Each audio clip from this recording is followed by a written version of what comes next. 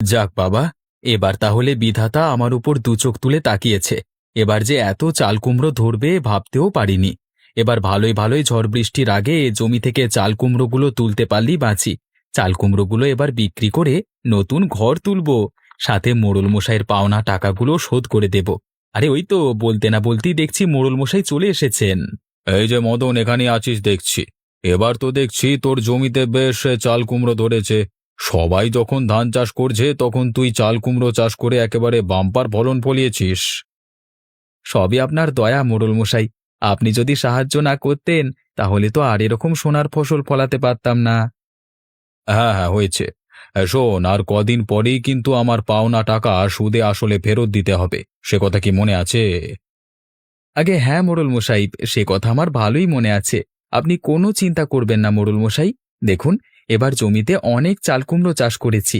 এই সবগুলো চাল কুমড়ো বিক্রি করতে পারলে আপনার পাওনা টাকা খুব সহজেই পরিশোধ করে দিতে পারবো। তা তোর এই চাল কুমড়ো বিক্রি করবি কবে? যত তাড়াতাড়ি পারিস সে চাল কুমড়ো বিক্রি করে আমার পাওনা টাকা সুদে আসলে পরিশোধ করে দে, নয়তো ভবিষ্যতে কিন্তু আর কোনো টাকা ধার পাবি না। না না মোড়ল মশাই, ওরকম কথা বলবেন না। আপনার কাছ থেকে টাকা ধার না করলে কি আর জমিতে এই সোনার ফসল ফলাতে পারতাম? শুনুন মোড়ল মশাই, খুব তাড়াতাড়ি এই চাল কুমড়োগুলো বিক্রি করে আপনার সব পাওনা শোধ করে দেব।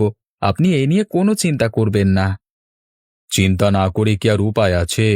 এবার এতগুলো টাকা ধার নিয়ে জমিতে চাল কুমড়ো চাষ করেছিস, ভাগ্যিস সে চাল কুমড়ো ধরেছে, নয়তো তোকে তো তোর জমি ভিটে মাটিটুকু আমাকে লিখে দিতে হতো। আগে হ্যাঁ মোড়ল মশাই, তার আর দরকার হবে না। কিছুদিন পরই আপনার টাকা আমি সুদে আসলে ফেরত দিয়ে দেব। আপনি এটা নিয়ে আর চিন্তা করবেন না। হ্যাঁ, তাই যেন হয়। আর একটা কথা ভালো করে শোন, টাকা যদি না ফেরত দিতে পারিস তাহলে কিন্তু তোর এই ভিটে মাটি আমাকে লিখে দিতে হবে, এটা মনে আছে তো? হ্যাঁ হ্যাঁ মোড়ল মশাই, সে আমি জানি। আপনার টাকা আমি সব সুদে আসলে ফেরত করে দেব। আপনি ওসব নিয়ে একদম চিন্তা করবেন না। হ্যাঁ, তাই যেন হয়। পরে আবার ভুলে যাস নে। মাঝে মাঝে ভাবি যে তোদেরকে আর কোনো টাকা পয়সা ধার দেব না, কিন্তু তোদেরকে টাকা ধার না দিলে তো আবার তোরা জমিতে চাষবাস করতে পারিস না। কি যে বলেন না মোড়ল মশাই, আপনি হলেন আমাদের গ্রামের মোড়ল। আমাদের বিপদে আপদে আপনি যদি এগিয়ে না আসেন তাহলে কি হয়? হয়েছে হয়েছে, ঠিক কদিন পরেই কিন্তু আমার সব টাকা নিতে আসবো আমি। হ্যাঁ, এবার তাহলে আমি যাই। কি গো মদনদা, মোড়ল মশাই তোমাকে কি বলে গেল গো? আর বলো না রতনদা, তার কাছ থেকে কিছু টাকা ধার নিয়ে জমিতে চাষবাস শুরু করেছিলাম। এখন সে পাওনা টাকা চাইতে এসেছিল। এই মোড়ল মশাই তো সুদ ছাড়া থুতুও ফেলে না মদনদা, তাই এত টাকা কি করে শোধ করবে শুনি? কি যে বলো তোমরা! এবার তো মদনদার জমিতে অনেক কুমড়ো হয়েছে। বলা যায় একেবারে চাল কুমড়ো বাম্পার ফলন। সেগুলো বিক্রি করেই না মোড়লের পাওনা টাকা শোধ দেবে। হ্যাঁ রতনদা, চাল কুমড়ো তো অনেক হয়েছে, কিন্তু সেই সাথে তো আকাশের অবস্থাও বেশি ভালো দেখছি না। বলা তো যায় না কখন আবার ঝড় বৃষ্টি এসে সব চাল কুমড়ো নষ্ট করে দেয়। হ্যাঁ মদনদা, এটা তুমি মন্দ বলনি। আকাশের ভাবসাব বলা তো যায় না, কখন আবার বৃষ্টি এসে তোমার 12টা বাজিয়ে দেয়। ঝড় বৃষ্টি সবই হলো বিধাতার হাতে, আমাদের যে কিছুই করবার নেই গো। এদিকে জমির চাল কুমড়োগুলো খুব ছোট ছোট, অন্যদিকে আবার আকাশের অবস্থাটাও বেশি ভালো ঠেকছে না। কি যে করব কিছুই বুঝতে পারছি না। কি আর করবে মদনদা, এখন এই অপরিপক্ক চাল কুমড়োগুলো তো চাইলেই বাজারে নিয়ে বিক্রি করতে পারবে না। ধৈর্য ধরো, দেখো কটা দিন পর কুমড়োগুলো বড় হলে বাজারে নিয়ে যাওয়া যায় কিনা। কিন্তু মদনদা, আমি তো দেখলাম তোমার জমিতে কয়েকটা চাল কুমড়ো বেশ বড় হয়েছে। আগে হ্যাঁ রতনদা, ওগুলো হলো আগ কুমড়ো, তাই ওই কুমড়োগুলো বেশ বড় বড় হয়েছে। এই যা, বলতে না বলতেই দেখছি আকাশটা একেবারে কয়লার মতো কালো হয়ে গেল। এখন আবার ঝর্ণার মতো বৃষ্টি না নেমে যায়। এই চল চল সবাই বাড়ি চল। ওগো, শুনলাম নাকি আজ মোড়ল মশাই তোমার জমিতে গিয়েছিল চাল কুমড়ো দেখতে। আরে না গো গিন্নি, চাল কুমড়ো দেখতে যাইনি, গিয়েছিলাম তার পাওনা টাকা চাইতে। বলো কি! এখন তুমি পাওনা টাকা কিভাবে শোধ করবে? তোমার জমির চাল কুমড়ো এখনো তো পরিপক্ক হয়নি। ওগুলো তো বাজারে নিয়ে গিয়ে বিক্রিও করতে পারবে না। হ্যাঁ সেটাই তো ভাবছি গিন্নি। তবে মোড়ল মশাইকে বলেছি চাল কুমড়ো বিক্রি করেই তার পাওনা টাকা শোধ করে দেব। এখন ভালোই ভালোই জমির চাল কুমড়োগুলো পরিপক্ক হলেই বাঁচি। ওগো, একটা কথা শোনো। কদিন ধরে তো আকাশের অবস্থাটা বেশি ভালো না।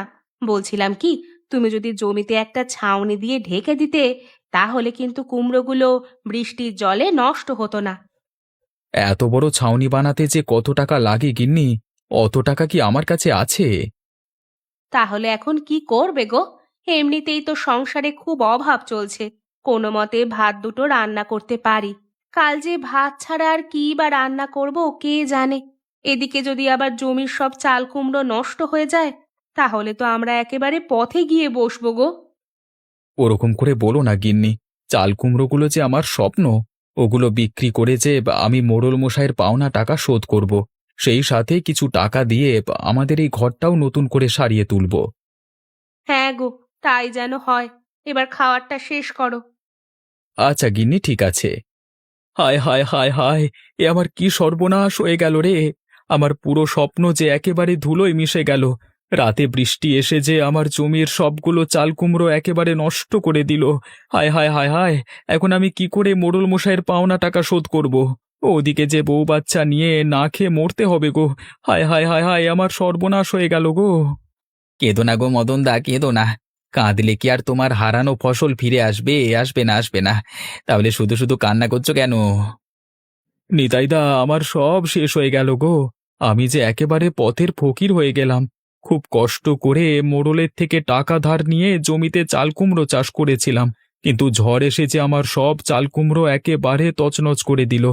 এখন আমি মোড়ল মশাইয়ের পাওনা টাকা কি করে শোধ করব গো? দেখো মদন দা, তোমাকে আগেই বলেছিলাম এই সিজনে জমিতে ধান চাষ করো, কিন্তু তুমি তো আমাদের কথা শুনলে না। বেশি বুঝে মোড়লের থেকে চড়া সুদে টাকা ধার করে জমিতে চাল কুমড়ো চাষ করলে। এখন দেখলে তো, বৃষ্টিতে তোমার সব চাল কুমড়ো নষ্ট হয়ে গেল। এভাবে বলো না রতনদা, খুব কষ্ট লাগে গো। আমি ভেবেছিলাম তোমরা সবাই ধান চাষ করেছো, সেই সুযোগে আমি না হয় একটু চাল কুমড়ো চাষ করি, কিন্তু এখন তো দেখছি চাল কুমড়ো চাষই আমার জন্য কাল হয়ে দাঁড়ালো। আরে ওই তো মোড়ল মশাই এদিকে আসছে। এই চল চল, নিজেদের কাজে চল। কিরে বেটা মদন, এক রাতের ঝড়ই তো পুরো জমির চাল কুমড়ো দেখছি একেবারে মাটিতে মিশে গেছে। এখন আমার পাওনা টাকা কিভাবে শোধ করবি শুনি? মোড়ল মশাই, আপনি আমাকে আর কিছুদিন সময় দিন। দেখবেন আমি আপনার সব পাওনা শোধ করে দেব। কি? আরো কিছুদিন সময় দেব? তা সময় কদিন দিলে তুই কোথা থেকে টাকা দিবি শুনি? কিছু একটা করে আপনার সব পাওনা টাকা শোধ করে দেব। আমাকে আর কটা দিন সময় দিন মোড়ল মশাই। না না না, আমি তোকে আর একটা দিনও সময় দেব না। আমি জানি তুই এই টাকা কোনো দিনই শোধ করতে পারবি না। একটা কথা ভালো করে শুনে রাখ, কালকে সকালে তোর ভিটে মাটি দখল নিতে তোর বাড়িতে যাব। এখন আমি আসি, কেমন? না মোড়ল মশাই, না, আমাকে নিঃস্ব করে দেবেন না। আমি যে একেবারে পথে বসে যাব মোড়ল মশাই। এই রে, আজ তো শুধু ভাত রান্না ছাড়া আর কোনো উপায় নেই। ঘরে যে রান্না করার মতো কোনো শাকসবজিও নেই। আজ বুঝি আমাদের সবাইকে শুধু ভাতই খেতে হবে। যাক বাবা, আমি তাহলে শুধু ভাতই রান্না করে রেখে দিই। এই রে, একটা চাল কুমড়ো দেখছি ঝড়ে নষ্ট হয়নি। যাক বাবা, বাঁচা গেল। আজ তাহলে গিন্নিকে বাড়িতে গিয়ে বলবো আমাকে যেন এই চাল কুমড়োর ঝোল করে দেয়। আজকে এই চাল কুমড়োর ঝোল দিয়েই ভাত খাবো। ইস, কতদিন হয়ে গেল চাল কুমড়োর ঝোল খাওয়া হয় না।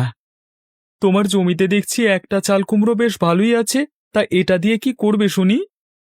কি আর করব রতনদা, জমির সবগুলো চাল কুমড়ো তো ঝড়ে একেবারে নষ্ট হয়ে গেল। এখন না হয় এই একটা চাল কুমড়ো বাড়িতে গিয়ে রান্না করে খাবো। তা বেশ ভালো কথা। শোনো মদনদা, আমার কাছে চাল কুমড়ো কিন্তু ঝোল করে খেতে খুব মজা লাগে। আচ্ছা চলো, এবার তাহলে বাড়ি যাই। হ্যাঁ দাদা, তাই চলো। এ কি গিন্নি, তুমি উঠানে বসে আছো কেন? কি হয়েছে তোমার? আর বলো না, ভাত সেই কখন রান্না করে রেখেছি, কিন্তু ভাত খাবো কি দিয়ে সেইটাই তো খুঁজে পাচ্ছি না। আরে বাহ, তোমার হাতে তো দেখছি বেশ বড় একটা চাল কুমড়ো। হ্যাঁ গো গিন্নি, এই একটা চাল কুমড়ো জমিতে বেঁচে ছিল।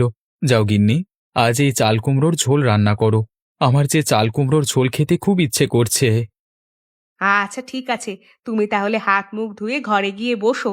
আমি ততক্ষণে চাল কুমড়োর ঝোল রান্না করে নিয়ে আসছি। আরে বাহ গিন্নি, চাল কুমড়োর ঝোল থেকে তো খুব সুন্দর ঘ্রাণ বের হচ্ছে। এরকম ঘ্রাণ তো আমি কখনোই পাইনি। ও গিন্নি, জলদি করে চাল কুমড়োর ঝোলটা নিয়ে এসো, আমার যে ঘ্রাণ শুকিয়ে খেতে ইচ্ছে করছে। আরে আসছি গো আসছি। এই তো রান্না প্রায় হয়ে গেছে, তুমি আর একটুক্ষণ অপেক্ষা করো।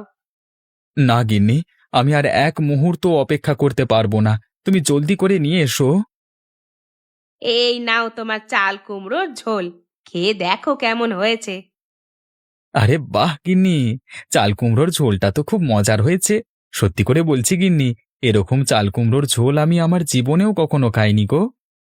ওগো, তুমি পেট ভরে খাও, তোমার জন্যই তো রান্না করেছি। জানো গিন্নি, এটা যে সে চাল কুমড়োর ঝোল নয় গো, এর ভেতরে স্পেশাল কিছু আছে। নইলে এই ঝোল খাওয়ার সাথে সাথে আমার মনটা না একেবারে ভরে গেল জানো। এসব তুমি কি বলছো? তার মানে এই চাল কুমড়োটা স্পেশাল ছিল? হ্যাঁ গো গিন্নি, একেবারে নেশার মতো লাগছে। শোনো গিন্নি, জমিতে যে একটা দুটো চাল কুমড়ো বেঁচে আছে, আমি সেগুলো দিয়ে চাল কুমড়োর ঝোল রান্না করে বিক্রি করব।